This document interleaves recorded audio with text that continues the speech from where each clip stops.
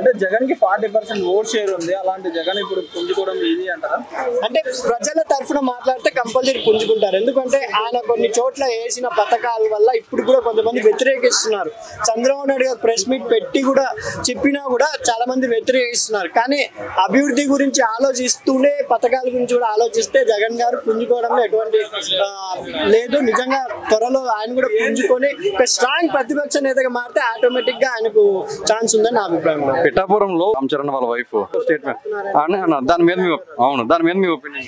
నిజమే, మంచిదే కదా. ఒక చిన్న ఊర్లో పడితే ఇప్పుడు అక్కడ సక్సెస్ అయ్యారనుకోండి, ప్రతి ఒక మానుపుల గ్రామాల్లో వాళ్ళు పెట్టే ఛాన్స్ ఉండేది. ఎందుకంటే బిజినెస్ వాళ్ళకి ఒక చోట సక్సెస్ వస్తే ఆటోమేటిక్ గా వేరే చోట కూడా పెడతారని నా అభిప్రాయం. ఎందుకంటే మా మానుగుడి ప్రాంతాల్లో ఇలాంటి కార్పొరేట్ హాస్పిటల్స్ వెళ్తే మంచి వైద్యం వాళ్ళకి కూడా దొరుకుతుందని నా అభిప్రాయం. వస్తే చూడాలి, వైసీపీ పుంజుకుంటుందని అనుకుంటున్నా. ఎందుకంటే కొంతమందికి నచ్చుతుంది, కొంతమంది నచ్చడం లేదు. అది కాకుండా ఈ మధ్య వాళ్ళే క్రియేట్ చేసుకుంటున్నారు. పవన్ కళ్యాణ్ గారికి 10th ర్యాంక్ ఇచ్చి, అది కాకుండా ఒకసారి డిప్యూటీ సీఎం ఆయన కాదు లోకేష్ అంటే ఇలాంటి వస్తున్నాయి. కాబట్టి జగన్ దీని గురించి మాట్లాడితే స్ట్రాంగ్ గా పుంజుకుంటారు. వ్యక్తిగతంగా ఇప్పుడైనా ఆపేస్తారేమో నా అభిప్రాయం.